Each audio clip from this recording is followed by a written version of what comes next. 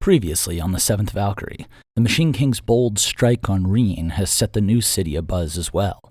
But to Meridia, the sole active Light Corps member remaining on the Edaran side of the river, things aren't moving nearly quick enough. How will this fire-haired, fiery-tempered Edaran influence the events to come? Well, you'll find out next on the Seventh Valkyrie.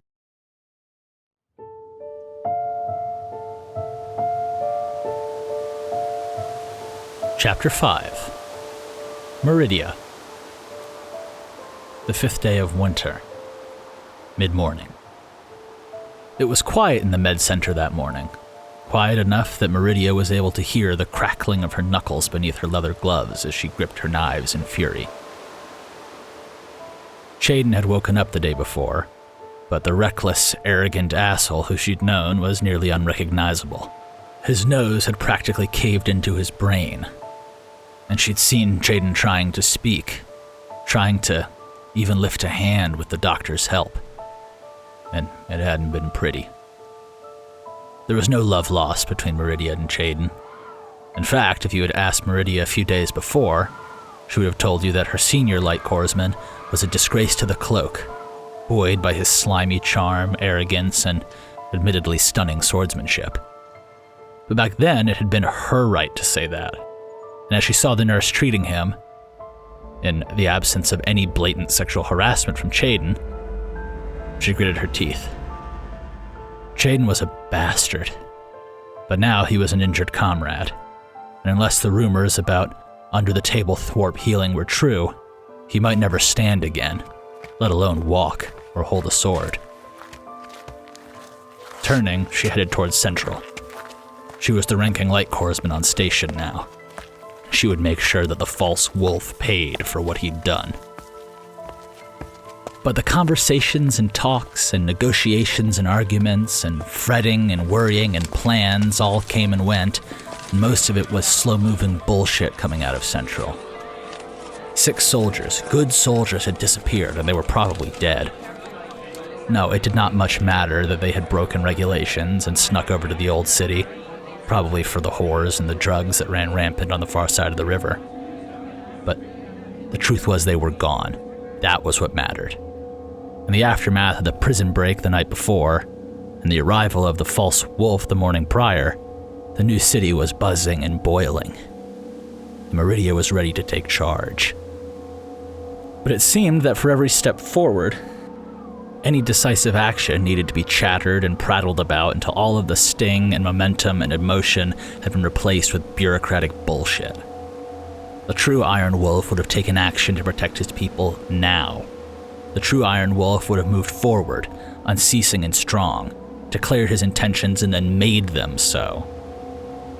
That was the example that they all followed, especially the Light Corps, so the fact that her compatriots seemed utterly content to let the talks drag on through morning and into the late afternoon filled her with something just short of open fury. The officers stopped for a break just as the sun was falling in the sky, talks to be resumed in the evening or the next morning. And as they all split off, Meridia strode out to find Commander Yossen, the many soldiers and bureaucrats making way before her white uniform. She caught Yossen as he reached his offices and quarters. He was followed by a string of aides and other petty officials taking notes and orders. "Sir, a word," she said, shoving through the sea of followers. Yossen turned back to her, looked her up and down, and then muttered a few words to Nook, his chief of staff, who herded the aides back. Yes, Protector," Yossen answered. It was the proper title for any officer addressing the Light Corps, though his enormous mustache was turned down into a frown. "Would you care to join me in my chambers?" "Very well, sir," Meridia said, and followed the man into his offices. They were decorated befitting a man of Yossen's station, with a sitting room to welcome guests, internal meeting table and dining space, library and study full of documents.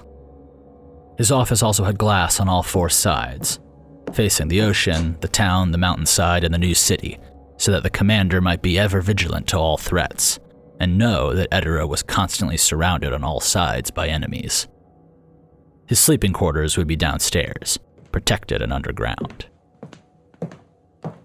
Striding across to the window that faced the ocean, Commander Yosin looked out at the setting sun, rigid as a stone. His age had only hardened him, and the stories of his brutality and heroics during the war were well-founded. Now, Protector, what was it that you wanted to say to me? Sir, she said, I just returned from the med center. Chaden is incapacitated, perhaps permanently, which means that I am the ranking light corpsman on station. I'm perfectly aware of your senior's current condition, he said.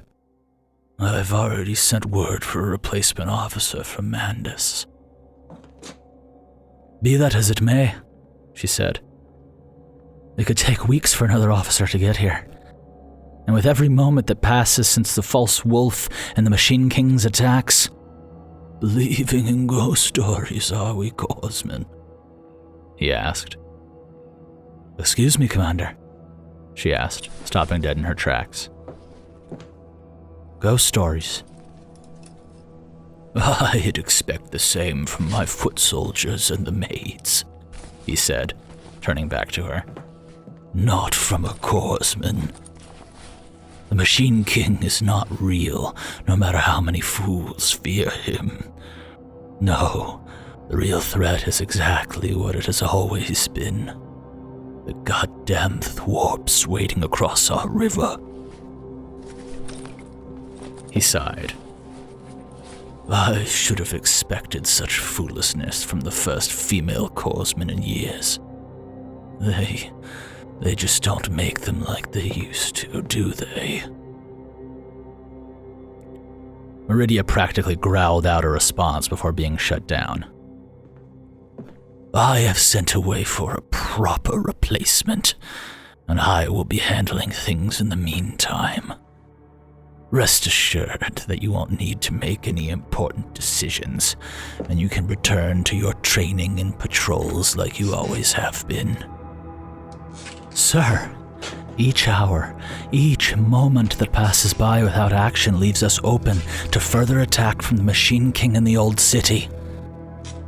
And yet here we sit, drowning in talks and negotiations with far too many officers, far too much confusion, and no clear response.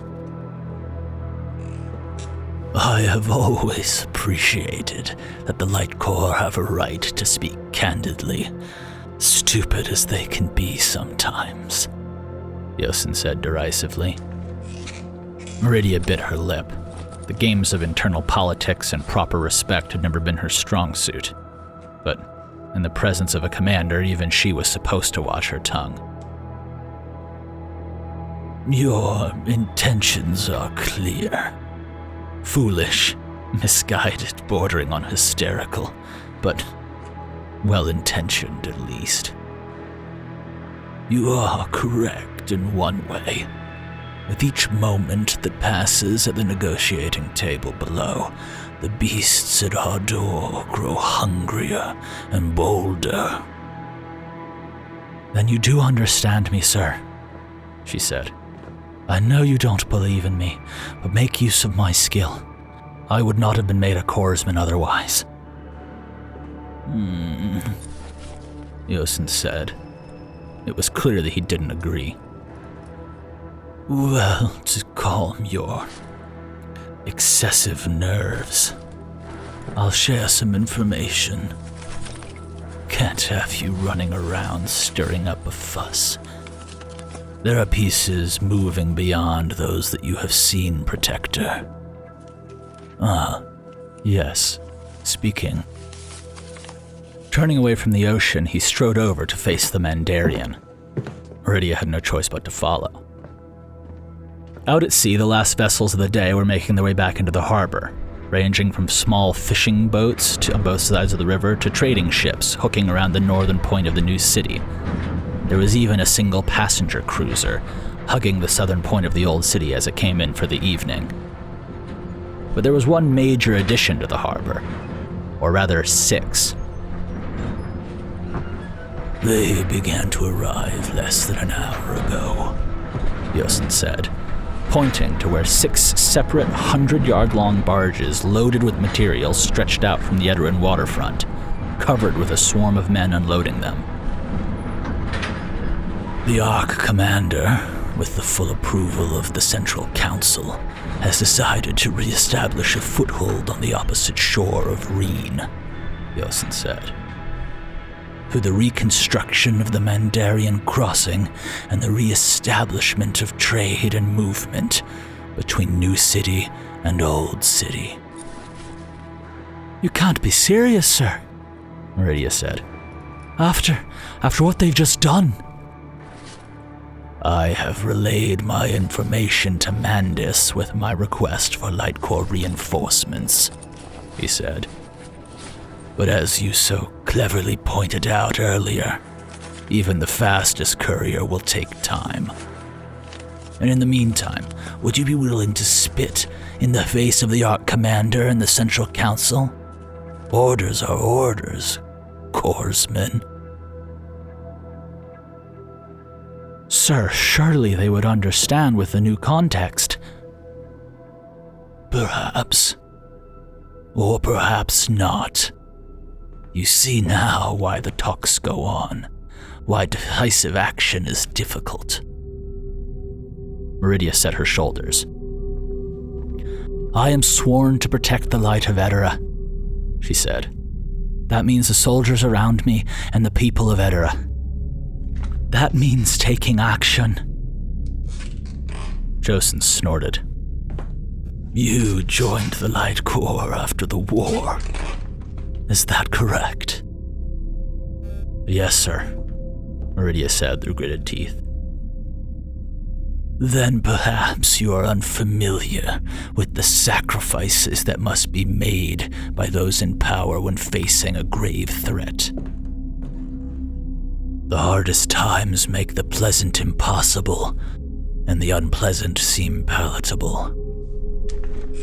Sir, I don't understand what you're trying to say, but Then perhaps our conversation is done here, Protector. He layered such a sickening sweetness onto the title that it stopped Meridia where she stood. Lay your concerns for your oath to rest. I am taking action. Though the details, I ask you leave to me. I will trust you in the meantime to be the shining beacon of trust, dedication, loyalty, and love for Edaran that you have always been. I expect nothing more and nothing less. The words themselves were kind, but they were spoken like a threat. Meridia stood and saluted. Etern Leresca Prote, she murmured, and without another word she left. Want to know what happens next? Join us on Patreon to become a hero of Edaran and get early access to episodes along with bonus features, director's commentary, and the full Tab to archive. You can also find other ways to support us at the links in the description, and we will see you next week.